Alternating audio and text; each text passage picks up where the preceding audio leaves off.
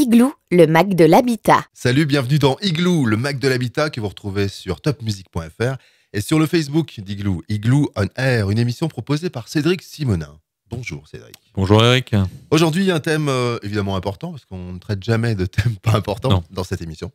Syndic de copropriété, professionnel ou bénévole, que choisir? Moi, je ne savais même pas qu'on pouvait être bénévole en tant que syndic de propriété. On va en parler avec Claire Lutz, qui est là avec nous, qui est directrice de gestion copropriété chez Foncia Strasbourg. On la reçoit dans un instant. Mais d'abord, une info du monde merveilleux de l'habitat, un sondage aujourd'hui, Cédric. Oui, alors du monde merveilleux, oui et non. Alors, je voulais vous parler de l'étiquette énergétique. Ça ne fait pas forcément rêver, mais c'est très important.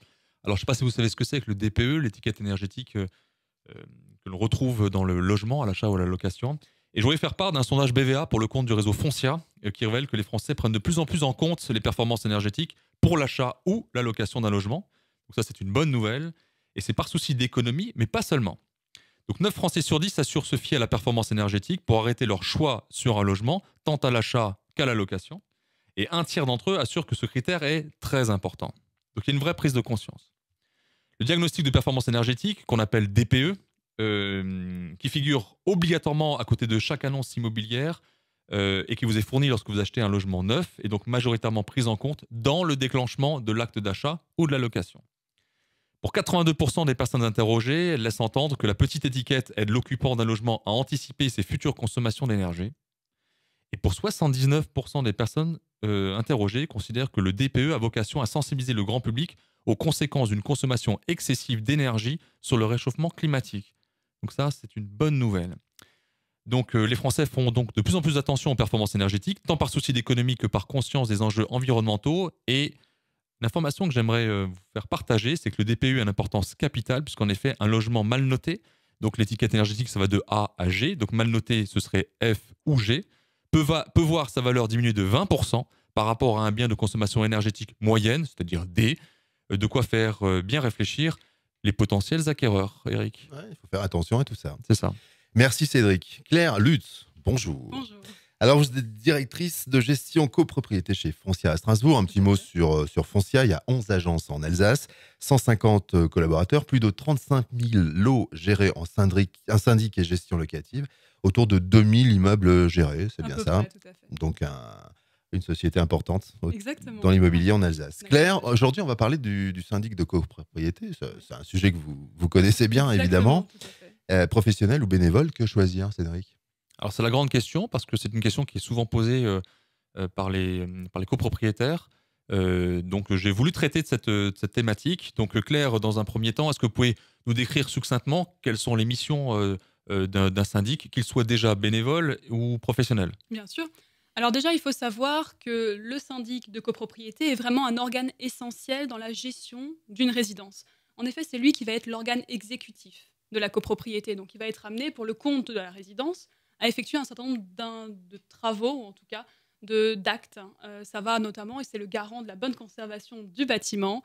Et il a aussi à ce titre des missions administratives et surtout des missions comptables, parce que c'est lui qui tient du coup la comptabilité, les budgets de la copropriété.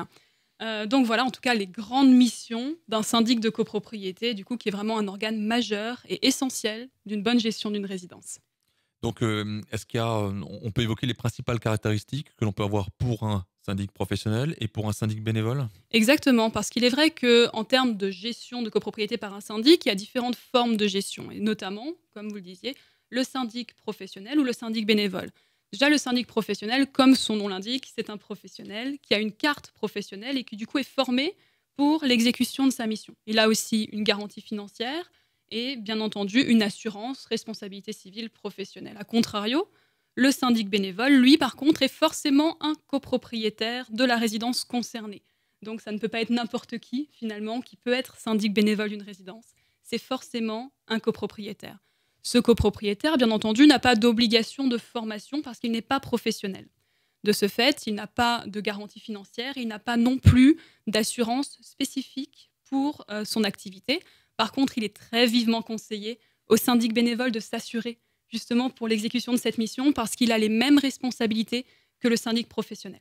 Donc, quand on parle de même responsabilité, est-ce qu'on peut déjà évoquer quel est le socle commun entre les deux? Tout à fait, parce qu'il est vrai que finalement, peu importe le type de syndic, qu'il soit bénévole ou professionnel, il y a effectivement un socle commun. Déjà, dans les deux cas, le syndic doit absolument être élu lors d'une assemblée générale des copropriétaires.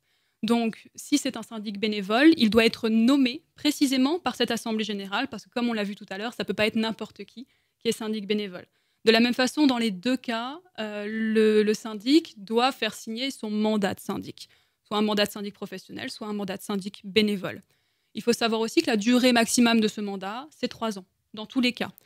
Et le syndic professionnel est rémunéré pour l'exécution de sa mission de syndic, mais il faut savoir que contrairement à son nom, le syndic bénévole peut lui aussi être rémunéré. Dans quel cas, bien évidemment, sa rémunération doit être entérinée par l'Assemblée générale et elle doit être déclarée par contre au niveau des impôts parce qu'elle rentre dans l'assiette de son impôt sur le revenu. D'accord. Donc maintenant, puisque c'est une question que se posent souvent les copropriétaires, ils pèsent les avantages et les inconvénients. Est-ce qu'on peut voir les avantages et inconvénients pour le syndic pro et la même chose pour le bénévole? Exactement, parce que c'est vrai que même s'ils ont les mêmes obligations et la même responsabilité, il y a de grandes différences forcément en termes de gestion. Donc déjà, on va commencer par le syndic bénévole.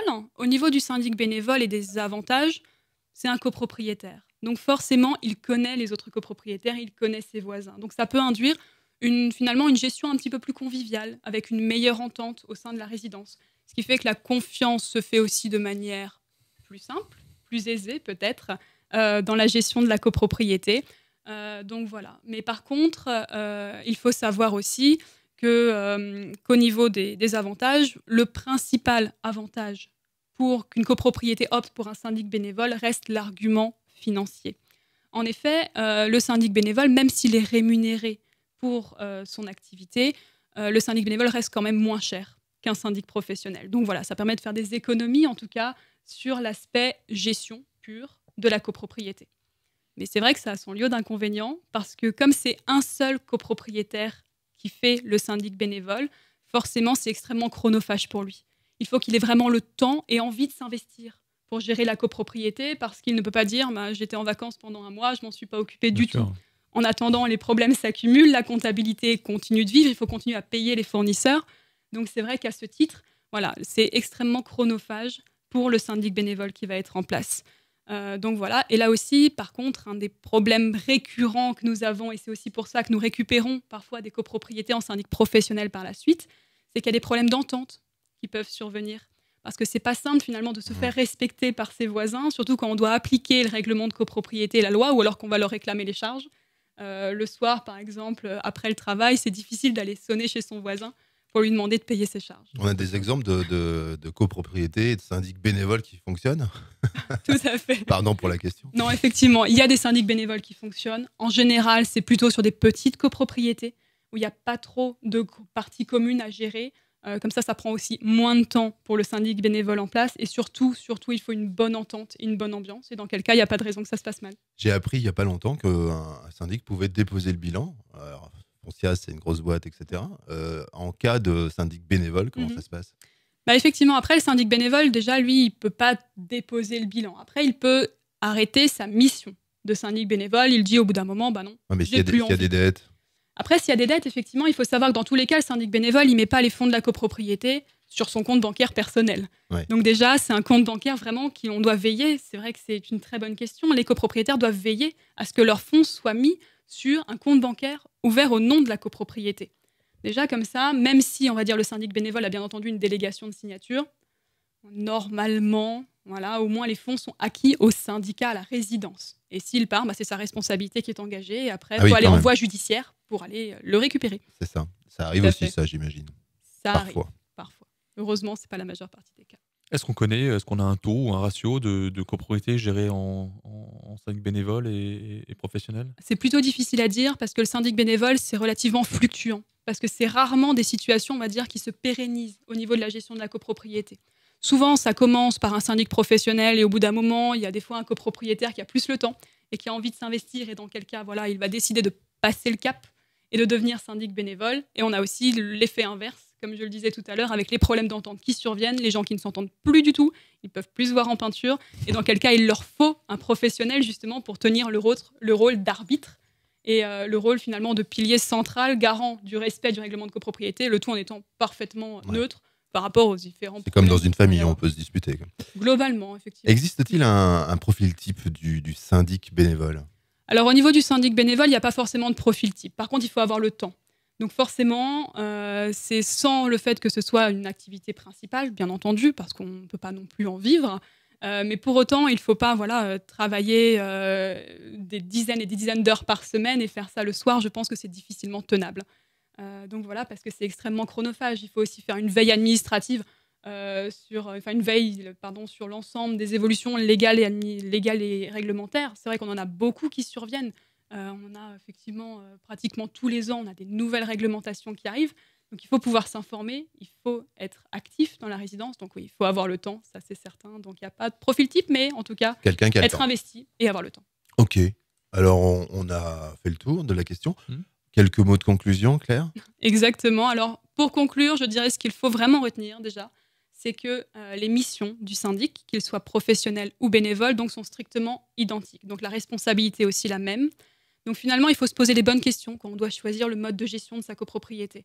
Quelle est la taille de la résidence, le nombre de logements, les attentes des copropriétaires, et en fonction définir est-ce que le bénévole peut être envisagé ou est-ce qu'un professionnel ce serait vraiment mieux pour être plus serein par rapport à la gestion de la copropriété.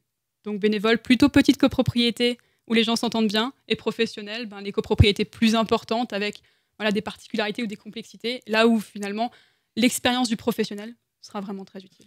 Merci Claire Lutz et bonjour à vos collaborateurs chez Foncia, un petit peu partout en Alsace, à Strasbourg, c'est là où vous êtes.